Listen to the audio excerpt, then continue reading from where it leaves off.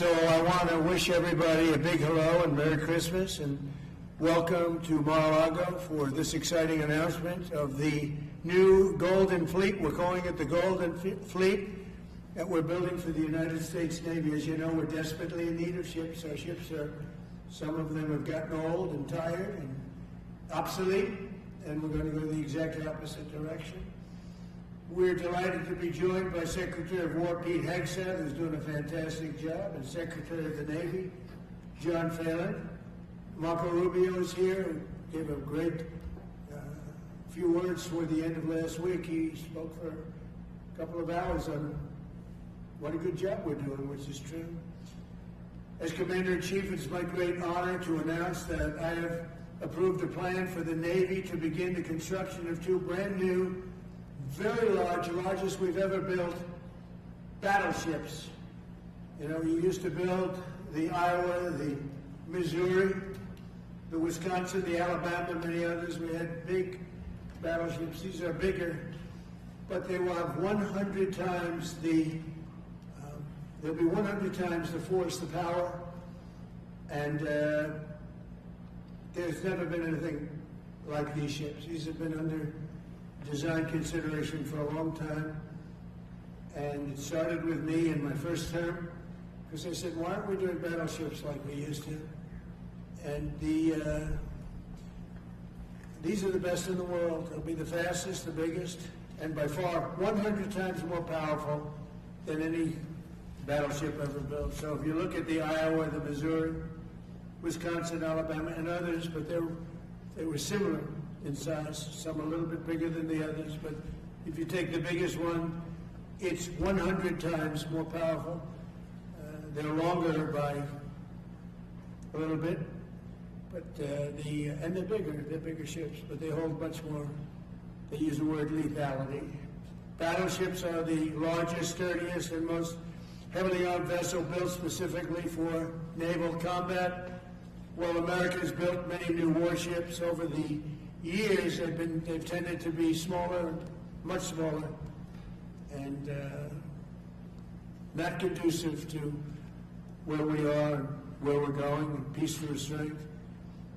But including, we've been building aircraft carriers. We're going to be upping that also. We're going to be going to a superior aircraft. We have the Ford class. We're going to be upping that to a different class of aircraft carrier. And we haven't built a battleship since 1994. These cutting-edge vessels will be some of the most lethal surface warfare ships. They will be actually the most ever built other than our submarines. We have submarines which will have, in many ways, even more lethality, and we have many of them under construction. Each one of these will be the largest battleship in the history of our country, the largest battleship in the history of the world ever built. And again, it's 100 times more powerful than the previous Iowa class, it's called. Those are the big ones that you'd see on a show. Victory at Sea. I don't know if anyone's seen Victory at Sea, but it was a classic. They'll help maintain American military supremacy, revive the American shipbuilding industry, and inspire fear in America's enemies all over the world. We want respect. We're going to have it. We already have it. More respected now than we ever were. A year and a half ago, they laughed at us. Now they respect us again at levels that they've never respected us. We envision that these two ships, we're talking about 10, but we're going to start with 2, and we're going to quickly morph into 10. And ultimately, we think it's going to be anywhere from 20 to 25 of these. But we're starting with the first 2 immediately, and we're going to then be very quickly involved with, I think, we're going to do another 8, and then we're going to ultimately, and pretty quickly, have a total of about 20 to 25. We'll make that determination. We envision that these ships will be the first of a whole new class of battleships to be produced in the years to come.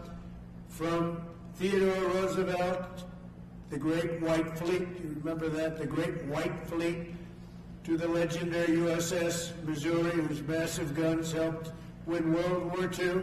America's battleships have always been unmistakable symbols of national power. We stopped making them for whatever reason, I don't know. And I want to congratulate John Thalen, who is your secretary of the Navy. He came to me the first day we met. He talked about battleships, and I said, "You're absolutely on the right track." He said, "Why are we doing other things? We have missiles, which are much more expensive." By the way, these battleships have tremendous numbers of missiles, but they also have guns. And in many ways, guns can do the trick just as well as missiles at a tiny fraction of the cost. Once completed, these new 30 to 40,000 ton plus vessels will be the flagships of the American naval fleet, and there has never been anything built like them. And I just want to be very clear that we're building them here. We're working with others, but we're building them here. We have great Navy yards. We'll be negotiating with some of the companies that are running those yards, taking over the yards. We used to build a ship a day during World War II. Now we don't do ships very much anymore. We do military ships. We do submarines.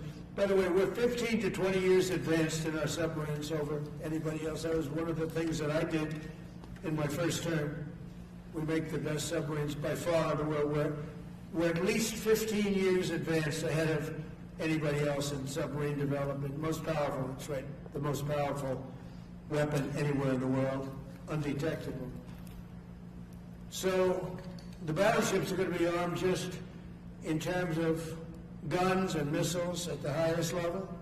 They'll also have hypersonic weapons, many hypersonic weapons, state-of-the-art electric rail guns, and even the high-powered lasers that you've been starting to read about. You have lasers where you aim the laser at a target and it just wipes it out.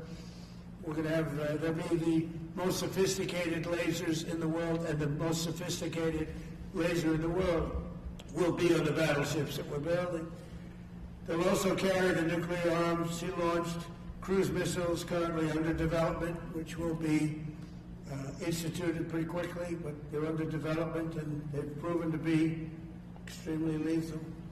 The U.S. Navy will lead the design of these ships along with me, because I'm a very aesthetic person, alongside our partners in American industry, and we're going to have Pete Hegseth and Marco and a lot of very talented people involved, but a lot of it's already been done. We've been doing this for months. The construction will create thousands of American jobs. We're going to have the jobs be created. I mean, already we have factories being built unrelated to this, although AI will be a big factor when it comes to these ships. They'll be very AI controlled.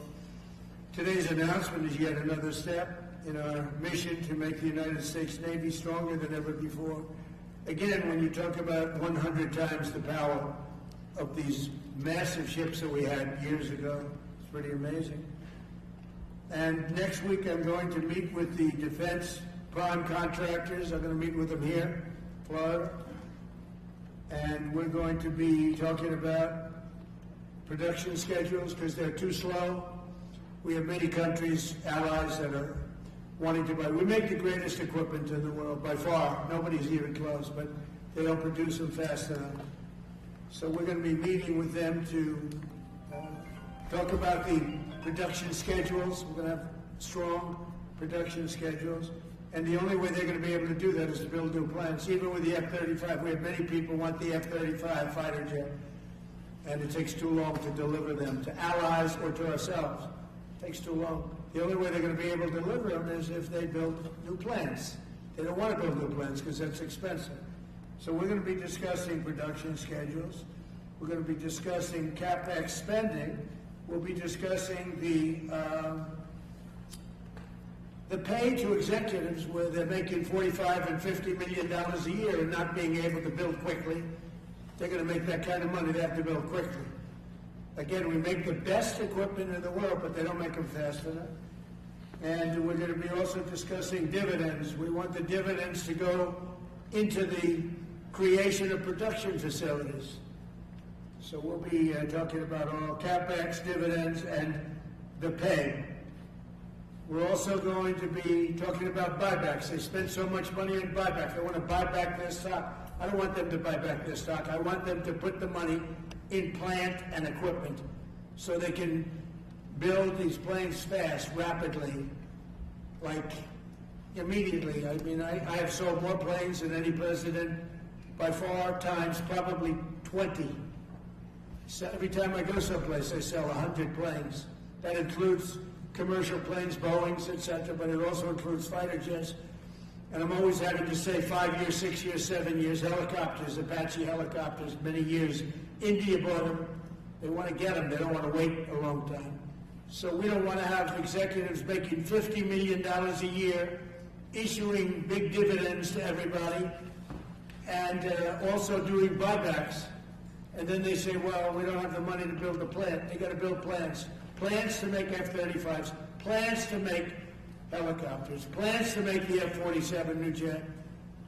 And that's it. And that's what I'm going to be talking to them about. They're going to start spending money on building airplanes and ships and the things that we need, not in 10 years and 15 years. We need them now. And we're strong about it. Last week, the Navy announced a brand new class of frigate, and they're going to be working with the South Korean company.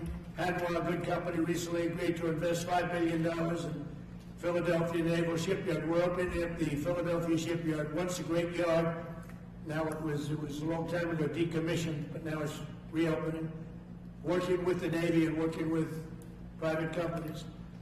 The record-setting defense bill I signed last week authorized $26 billion to build new ships, including destroyers and various others. We already have a lot of submarines, as you know, under construction. We're building a lot of submarines. I tell you, to be exact, we have right now 15 submarines under construction or ready to start. And we have, again, the greatest submarine in the world with our technology, like they talk about chips. Well, I would say submarines are a bigger deal than chips. We're at least 15 years ahead of any other competitor. China, Russia, nobody can come close. We're also building right now 3 large aircraft carriers in addition to the ones we have. And we have, actually, interestingly, we have a lot of submarines. How many submarines do we have now altogether, approximately? Huh? What? Over 30. We have over 30. But these are the super duper subs, and there's nothing like them. So we're going to be doing from 12 to 15 brand new submarines. We have a couple of other things going on. We'll be building other elements of Navy.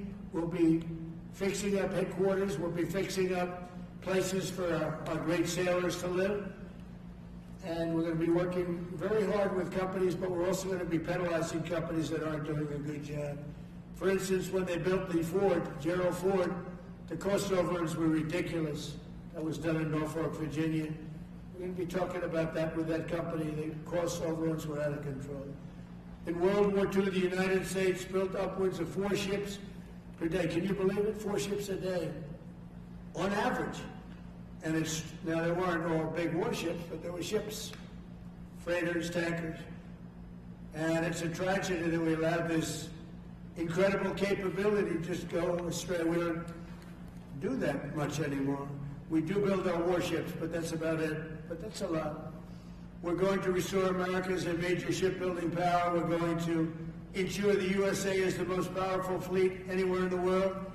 And long into the future, with battleships helping lead the way, and the submarines. And again, nobody competes with us on submarines. So I just want to thank everybody, and I'd like to ask Secretary Hegseth to say a few words, followed by the Secretary, but if you would, Secretary of the Navy. But Pete's doing a fantastic job. By the way, we have drugs are down 96.2%. coming into the United States, 92.6 by sea, and soon we'll be starting the same program on land. The land is much easier.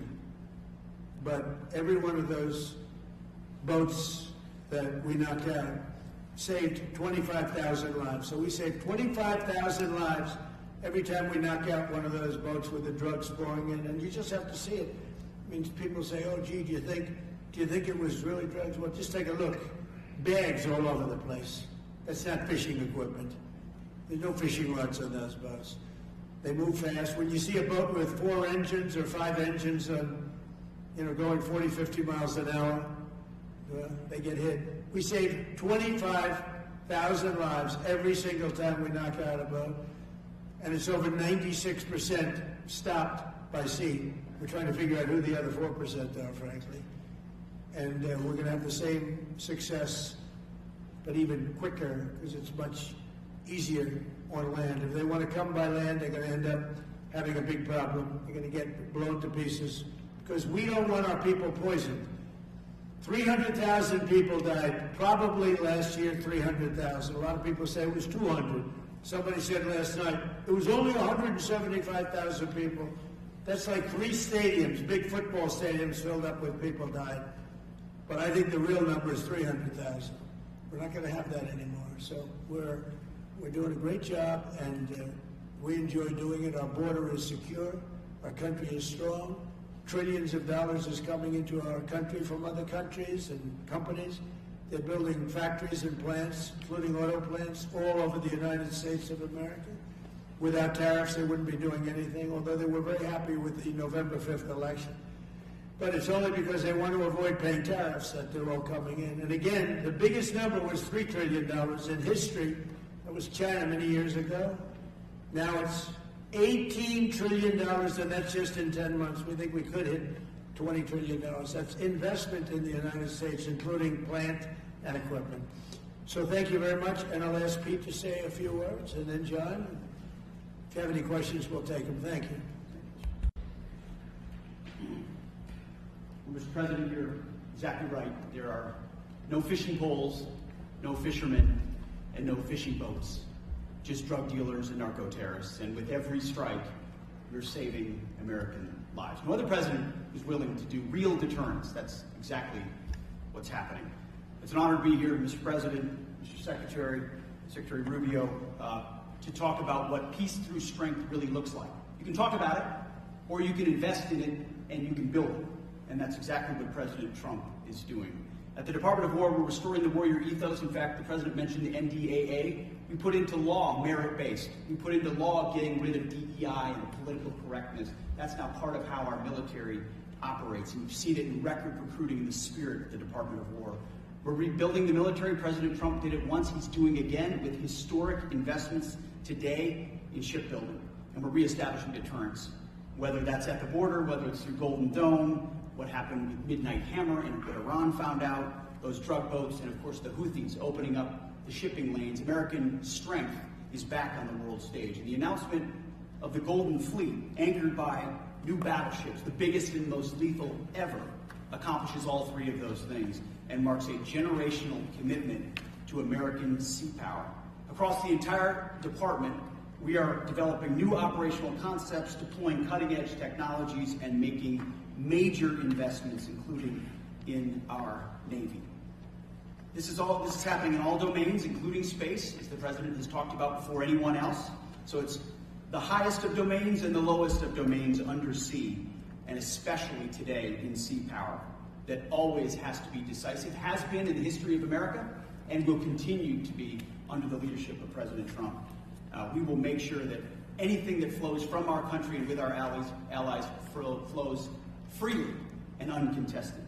New and better ships will provide that deterrent today and for generations to come. This new class, these new investments, will be the types of things that for decades, for centuries, the American people will look back and thank President Trump for having the vision and the willingness to invest right now in capabilities we need today, tomorrow, and long into the future. So, Mr. President, thank you for this investment, and I'll hand it over now to the Navy Secretary.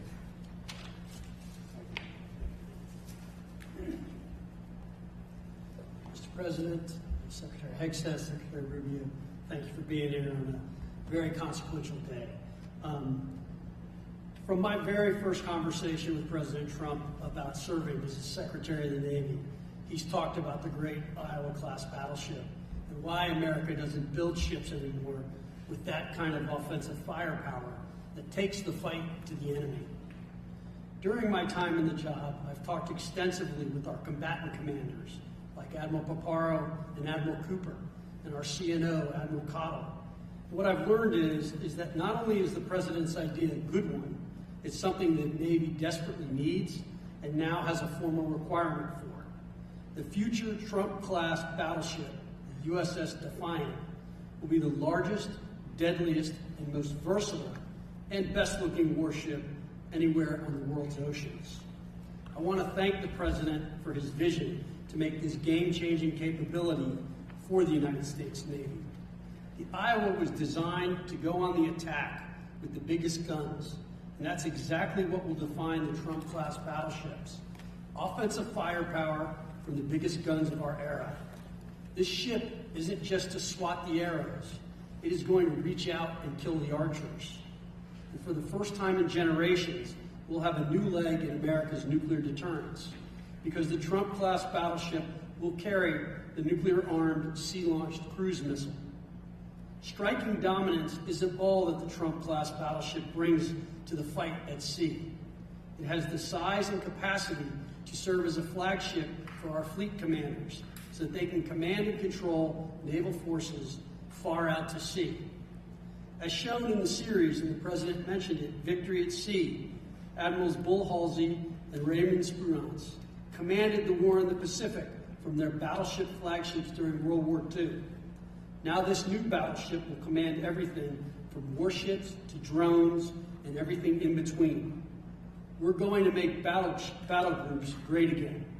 And this is just one piece of the President's Golden Fleet that we're going to build with the investments he talked about. A new frigate, the right frigate, the one our warfighters have told us they need. More amphibious power for our Marines with new capabilities like the medium landing ship. As part of the Navy's high-low mix, we're moving out aggressively on unmanned vessels with funding from the President's One Big Beautiful Bill to bring options to the fight and pull new, non-traditional defense partners into the American shipbuilding ecosystem. And we're making a generational investment in support ships. Logistics wins wars, and that kind of shipbuilding is the spark that will ignite the industrial base and help power the commercial shipbuilding that the President has called for. Under your leadership, Mr. President, we will have more tonnage and firepower under construction than ever before in our history. Building the President's Golden Fleet means jobs across the United States now. There will be work for shipyards everywhere, from Philadelphia to San Diego, from Maine to Mississippi, from the Great Lakes to the Gulf Coast. And for manufacturers that will build components for this battleship in every state. The President has been clear. We must bring back our American maritime industrial might. And he has told me many times that as Secretary of the Navy, it is my job to equip our sailors to win the fight at sea with the finest ships in our history. To conclude, the USS Defiant battleship will inspire awe and reverence for the American flag whenever it pulls into a foreign port. It will be a source of pride for every American when it brings home our brave sailors who will sail defiant, raise their fists, and say, "We are peace through strength." And our adversaries will know when the Trump-class USS Defiant appears on the horizon, American victory at sea is inevitable. Thank you, Mr. President. Now when a conflict arises, you are going to ask not one, but two questions. Where are the carriers and where are the battleships? Thank you. I just want to mention that John Phelan is one of the most successful businessmen in the country, in our country. Been a tremendous success, and he wanted to do this, and for nothing. He's taken probably the largest salary cut in history, but he wanted to do it. He wants to rebuild our Navy, and you needed that kind of a brain to do it properly. So I just wanted to give you a little information on him, which is probably enough. One of the most successful men in the country, and he's that because he understands it, and he understands finance in addition to what we're talking about. Somebody who's doing a fantastic job is Marco Rubio, Secretary of State. And Marco, maybe say a few words, and then we'll answer some questions. Thank you, Mr. President. And I don't have much to add. This is a phenomenal presentation. Thank you, Mr. President. This is American industrial power returning. This is the ability, once again, to rebuild, to have industry in the United States.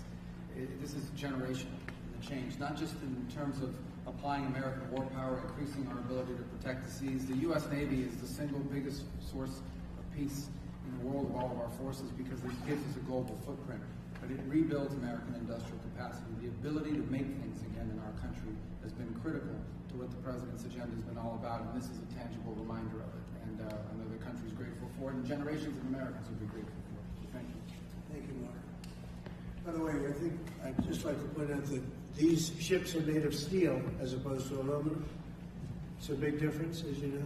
Battleships are great battleships at 6 and 7 inch steel hulls, and these are going to be likewise made out of very powerful steel. Our steel industry is coming back very strongly, by the way.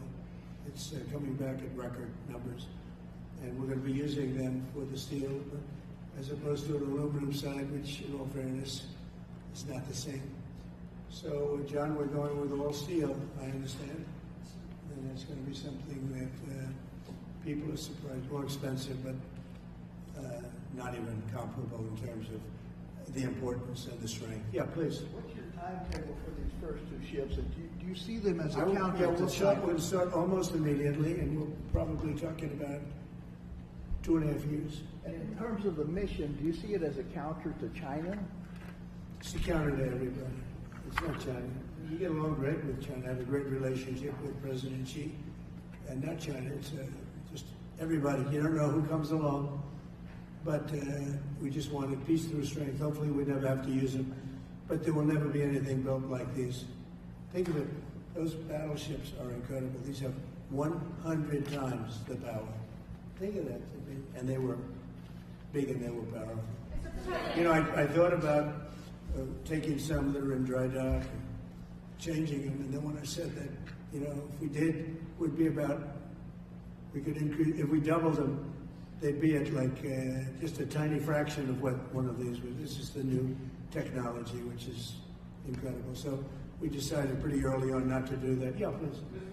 President, Willie Rosas with Most Peaceful Without Media.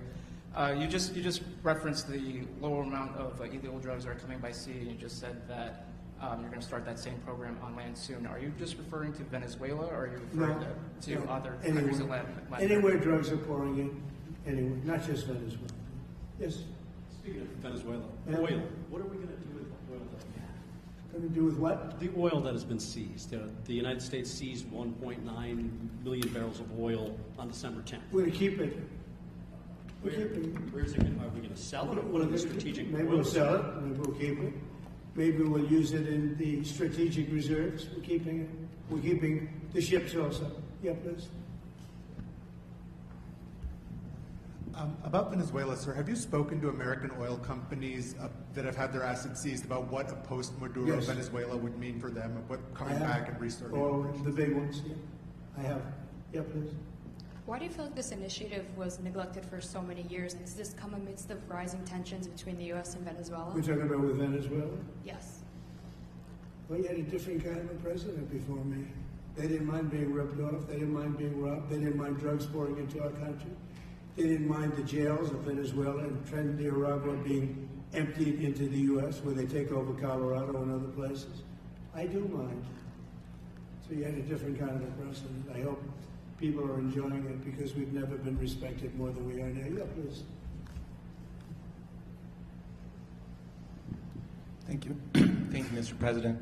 Were you surprised by the number of photos of Bill Clinton in the Epstein files? And can you commit to their what? And were you surprised by the number of photos of Bill Clinton in the Epstein files? And can you commit to their full release by the end of the year? Some of the victims were protesting that too many of them were redacted. I know there are a lot of people that are angry about all of the pictures of other people, you know, but I think it's terrible. Look, I like Bill Clinton. I've always gotten along with Bill Clinton. I've been nice to him. He's been nice to me. We've always gotten along. Respect him. I hate to see photos coming out of him, but this is what the Democrats, mostly Democrats, and a couple of bad Republicans are asking for. So they give me their photos of me too. Everybody was friendly with this guy, either friendly or not friendly. But he was around. He was all over Palm Beach and other places. The head of Harvard was his best friend, Larry Summers. And Bill Clinton was a friend of his, but everybody was. I actually threw him out of Mar-a-Lago. And as a person that was in Mar-a-Lago, I threw him out. Mar-a-Lago, this is Mar-a-Lago. It's the hottest place I think it's the hottest place in the world, but it's the hottest place in Florida. And everybody would come here, he'd come here. We actually threw him out. But no, I don't like the pictures of Bill Clinton being shown. I don't like the pictures of other people being shown. I think it's a terrible thing. I think Bill Clinton's a big boy, he can handle it, but you probably have pictures being exposed of other people that innocently met Jeffrey Epstein years ago, many years ago, and they're highly respected bankers and lawyers and others, and they'll end up, because of guys like Massey, who's a real lowlife, his polls are down to about 9%, by the way, the great state of Kentucky. If you look at Kentucky, Kentucky is such a great place, but I don't know, they've got a couple of people on there that are very strange in terms of leadership, but Massey's a loser, and he likes it, and he works with the Democrats. He's just being used by the Democrats, because what this whole thing is with Epstein is a way of trying to deflect from the tremendous success that the Republican Party has. Like, for instance, today we're building the biggest ships in the world, most powerful ships in the world, and they're asking me questions about Jeffrey Epstein. I thought that was finished. I believe they gave over 100,000 pages of documents, and there's tremendous backlash. It's an interesting question, because a lot of people are very angry that pictures are being released of other people that really had nothing to do with Epstein, but they're in a picture with him because he was at a party, and you ruin a reputation of somebody. So a lot of people are very angry that this continues. A lot of Republicans are angry because of the fact that it's just used to deflect against a tremendous success. Look, we have $18 trillion coming into our country. We have, I believe, we're going to have the most successful economy in history. We inherited a mess. Now prices are coming way down. Gasoline is less than $2 in some states. $1.99, $1.97, $1.95 a gallon. $1.95. Think of that. A gallon. Nobody ever thought they'd see that. They don't want to talk about that. They want to talk about Epstein. And the problem is a lot of Democrats are being caught up in the web, like Larry Summers. Larry Summers was the head of Harvard. He's now been forced to resign from every board he's on, and he was thrown off the Harvard board. Now, he was at Epstein's Island a lot. I wasn't. I never went there, by the way. But fortunately, it's nice. But I never went there. But a lot of people did go there. But instead of talking about the battleships, or instead of talking about most favored nations drugs, we're bringing down drug prices like at a level that has never even been thought of, by thousands. Think of it, by 1,000%, by 1,200, 1,300, 1,400% in some cases. A drug that sells for $10 in London is costing $130 in New York. We're bringing it down to $20, and they're going to go up to 20. So they're going from 10 to 20, which is a doubling. It's a doubling. It's a lot, but it's a doubling. But we're going down to 20. So we're going down, you can do your own math, but it's 2,000%, 3,000%. It's pretty amazing. And the New York Times had a story about it, a small story, way in the back of the paper. It's the single biggest thing to happen with respect to drugs probably in 50 years. It's never been anything like this. In my first term, I was able to get drug prices down 1/4%. It's the first time in 28 years that they went down. 1/4%. I was so proud of myself. Now we're doing them 2,000%, 1,500%, 1,200%. That pill that sold for $130 will now be selling, as an example, for $20, because the rest of the world took advantage of us. Without tariffs, I could have never done it. I called up the heads of the countries, as an example. France, I spoke to a very good man, President Macron of France, and I said, Emmanuel, you have to raise your drug prices. He said, no, we will not do that. I said, you have to. I said, no, I don't want to do that. Look, you ask me if we go to $10 to $20, you're going to come way down to 20. We don't want to do that. Now, in all fairness, no other president even tried. But if they did try, there was actually a fake story in stupid USA Today. I didn't even think they make it anymore. I haven't. But I saw a story where Biden was trying to do this. Biden never tried to do it. Biden didn't know he was alive. He never tried to do it. But they're taking it from $10 to $20. So he would say, and the other leader said the same thing. No, we won't do it. I said, no, you're going to do it 100%. They said, nope, we're not doing it. We're not going to double our price. Because, again, if you go from $10 to $20, they're doubling their price. We're coming down, though, from $130 to $20 because we're going to get the lowest drug prices in the world. Whatever the lowest price is called favored nations. We're going to have the lowest price. So I said, no, you're going to. No, I will not do this. Politically, it's unacceptable. I said, Emmanuel, you're going to do it 100%. Please accept it now. Be nice. You're going to do it 100%. No, I will not. I said, yes, you will. He said, why do you keep telling me I am when I'm not? Because if you don't do it, I'm going to put a 25% tariff on everything France sells into the United States of America. And that's approximately 20 times more than I'm asking for with respect to drug prices. He said, I see. I agreed to do it. Every other country said the exact same thing. They all said, nope, I will not do it. I said, all right, on Monday morning you'll have the 25% tariff, everything you sell. In the case of France, it was wine, champagne, cars, everything they sell. It's 25 to 30 times the price of what we're talking at 25%. Every single country agreed. And that was the big problem. The drug companies were difficult, but fine. Because we have a certain control over the drug companies. We had no control over these foreign nations. So every single country has agreed to do this. So we will take that pill price down as an example. Talking about not just pills, we're talking about everything. We'll take it down from $130 a pill down to $20 a pill. And the rest of the world will take it from $10 a pill up to $20. It's the biggest thing ever to happen, and it's barely covered in the New York Times because it's a fake newspaper. Yeah. Mr. President, on shipbuilding, how does the administration plan to ensure that there's sufficient workforce availability as you're producing these ships? Could you speak up? How does the administration plan to ensure there is sufficient workforce availability as you're producing these ships? We're going to have tremendous workforce availability. We're also going to have robots helping us. We're going to have a lot of robots helping us because we need it. And because we're going to town, we're building a lot between the AI and the auto plants. So we're going to need robots. We're going to have robots, but that's going to help us. We're going to have a tremendous workforce. And in order to operate, you're always going to need people. You know, you can have robots, but you're going to have to get somebody to start those robots, and you're going to have to improve the robots. But we're going to have robotic factories plus manpower. So we're going to have enough. We're going to need the help of robots and other forms of, I guess you could say, employment.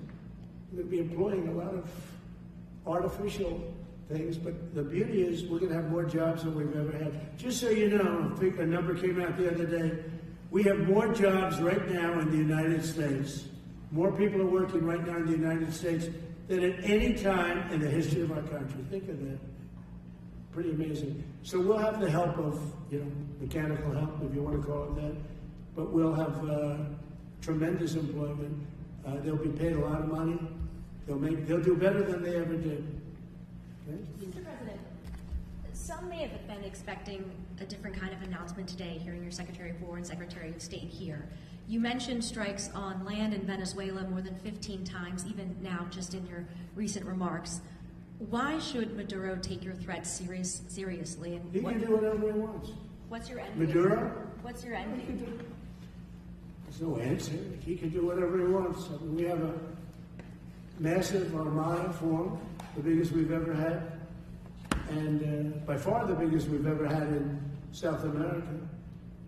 He can do whatever he wants. It's all right. Whatever he wants to do. If he wants to do something, if he plays tough, it'll be the last time he's ever able to play tough.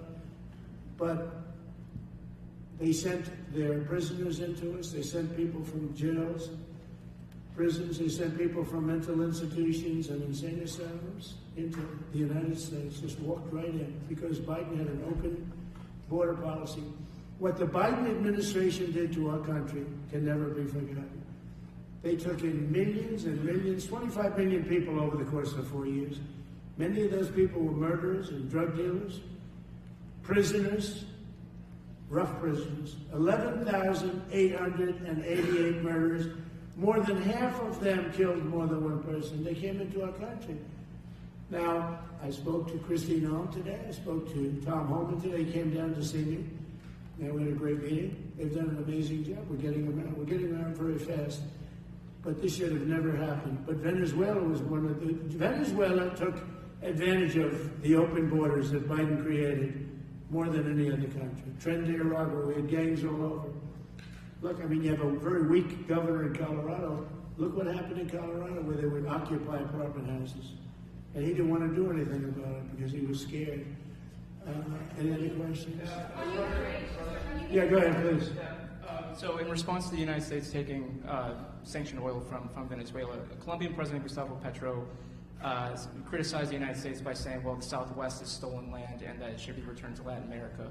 I just wanted to know what your response to that is. Well, he has to watch because, you know, he's got drug factories. They make cocaine in Colombia. And he's no friend of the United States. He's very bad guy. And he's got to watch his ass because he makes cocaine and they send it into the United States of America from Colombia. We love the Colombian people. I love the Colombian people. They're great people, energetic, smart, great. But their new leader is a troublemaker. And you better watch it. You better close up those cocaine factories. They have at least 3 major cocaine factories. We know where they are. You better close them up fast, yeah. By the way, it's made and sold into the United States. Comes through Mexico. Thank you, sir. You've named Governor Landry to be a new special envoy to Greenland. Yeah. What do you see that role entailing? Is it still your intention that Well, he Greenland called me, become part and of the US? he viewed Louisiana, the Louisiana Purchase. He said, I'm governor of Louisiana. And he said, I would love, I didn't call him, he called me. He's very proactive. He's a great guy. He's a deal guy. He's a deal maker type guy. And we need it for national protection. We need Greenland for national protection. They have a very small population. And I don't know, they say Denmark, but Denmark has spent no money. They have no military protection. They say that Denmark was there 300 years ago or something with a boat. Well, we were there with boats too, I'm sure. So we'll have to work it all out. But he felt very strongly we need it for we need Greenland for national security. Not for minerals. We have so many sites for minerals and oil and everything. We have more oil than any other country in the world. We need Greenland for national security. And if you take a look at Greenland, you look up and down the coast, you have Russian and Chinese ships all over the place. We need it for national security. We have to have it. And he wanted to lead the charge. So we're making him, Marco, today, a special envoy to Greenland. Greenland's a big deal. Yeah. Can you give an update on the talks that took place this past weekend, and could a trilateral discussion of sort be the next step for Ukraine, the U.S., and Russia? So the talks in Ukraine, Russia are going along. They lost, as you know, 27,000 soldiers last month, mostly soldiers, some people in Kiev, etc., but mostly soldiers. And the talks are going along. And I say that, you know, there's tremendous hatred between these two leaders, between President Putin, President Zelensky, tremendous hatred, and I hope we can get it done. We are talking. Talks are going okay, but you know, I've solved 8 wars, and Thailand is starting to shape up. You know, they started with Cambodia, they started up again, but I think, Marco, we have that in pretty good shape to have that stop. So we stopped 8 wars, and I thought this would be in the middle of the pack, but maybe easy, but in the middle of the pack. But there's a lot of hatred between those two people, and when there's hatred, there's... But we stopped one war 38 years, one war 35 years, one war was going on for 32 years. And we stopped, think of it, we stopped a potential nuclear war between Pakistan and India. And the head of Pakistan, highly respected general, he's a field marshal, and also the Prime Minister of Pakistan said, President Trump saved 10 million lives, maybe more, by getting that war. You know, 8 planes were shot down. That war was starting to rage. And he actually said the other day that President Trump saved 10 million lives, maybe more. So we solved all these wars. The only one I haven't solved yet is Russia and Ukraine. Are you pushing for the Christmas Day deadline with Russia and Ukraine, and have you spoken with Putin or Zelensky or plan to Well, push I'll the do deal? whatever I have to do. I mean, I'd like to see it stop. Look, we don't lose any money in that war anymore. You know, Biden gave $350 billion, and who knows what happened to it. We now sell missiles, planes, all of the best military equipment. We sell it to NATO. We got NATO to go from 2% GDP to 5%. Nobody believed that to this day. Nobody's going to write that. Nobody believed it. And they take that money and they pay it to the United States for weapons. So we sell weapons to NATO. We sell full price. We sell weapons to NATO, and NATO takes those weapons and probably distributes them, but gives a lot of them to Ukraine. So we don't lose any money like we did with Biden. He was spending money like a fool. He was a fool. What he did to our country is so horrible. But he gave $350 billion between cash, gave a lot of cash, $350 between cash and weapons. You remember at the beginning of that whole thing, I gave them javelins, and javelins are the anti-tank busters. And President Obama at the time gave them sheets. I gave them javelins. They gave them sheets. But you know, the bottom line is time for, I think they're all tired of that war. Everyone's tired of that war. It's got to stop. Yeah, please. The U.S. was in active pursuit of a sanctioned oil tanker yesterday. Are you able to share what became of that tanker? Was the U.S. able to seize No, it? it's moving along, and we'll end up getting it. Yeah, we're actually pursuing it. Why Can you imagine? seize it yet? Because it came from the wrong location. It came out of Venezuela. And it was sanctioned. Is Yeah, your please. ultimate goal in Venezuela to force Maduro from power? Well, I think it probably would. I can't tell that. That's up to him what he wants to do. I think it would be smart for him to do that. But again, we're going to find out. Look, Venezuela did terrible things to the United States. They sent hundreds of thousands of people, millions of people into our open border. They sent their criminals. They sent their prisoners. They sent their drug dealers. They sent their mentally insane and incompetent people into our country more than any other country. Others did too. The Congo did. Others did too. And we just let them come right in because we were run by a stupid president. But you don't have a stupid president anymore. Mr. President, have you set up the meeting with the healthcare insurers just yet? And what are you hoping to get? I'll be setting it up. I think we're going to meet with the healthcare insurers, the insurance companies. So what I'm asking for in healthcare is very simple. Obamacare is a disaster. I call it the Unaffordable Care Act. Unaffordable as opposed to if it's unaffordable. They're going to have a tremendous increase in premiums, which is Obamacare, which is them, the Democrats' fault. They'll try and blame Republicans. It has nothing to do with us. It's the Democrats' fault. What I want to do is we spend hundreds of billions of dollars a year that go to insurance companies. I want that money to go to the people and let the people buy their own health care.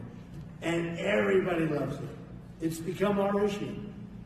Now, before I do that, I'll meet with the insurance companies, just as I met with the drug companies, as you know. We're meeting with 4 other drug companies, Johnson & Johnson. But they've all agreed. We're meeting with them this week. It's coming up. It'll be a similar meeting. They've all agreed. But nobody would have thought the drug companies were going to do what they did, where they're giving away free drugs. And they've been so great. Okay? And we have most favored nations. Nobody thought that was possible. I don't think any other president ever tried to get it because they never thought they could. But with respect to the insurance companies, I want to meet. There's essentially 14 of them, 10 big, but there's a total of 14 pretty much, pretty big. And I want to meet with them, and I want to say, I want you to cut your rates way down, way down. And maybe if they do that, we'll be able to not cut them out. We'll be able to continue to deal with them, which is probably a little easier process. I think the best process is pay the money directly to the people, let them buy their own health care. But I'm going to meet with them the first week back. I do it now, but they're trying to come up with a schedule. They want to meet badly. They've told me, but they want to come up with a schedule. I said, make it a good schedule. Your rates have to come way down. We're also going to meet with other insurance companies because under Biden, the insurance rates have gone through the roof. Auto insurance, home insurance. I mean, insurance companies are making far more than they're entitled to make. So we're going to be doing that. But just in the meantime, we'll be meeting with the insurance companies in the first week, the first few days back in Washington, because they're trying to come up with a proposal that will satisfy me. Thank you very much, everybody. Appreciate it. Are you going I hope you're going to enjoy the battleships. They're going to be beautiful. Thank you.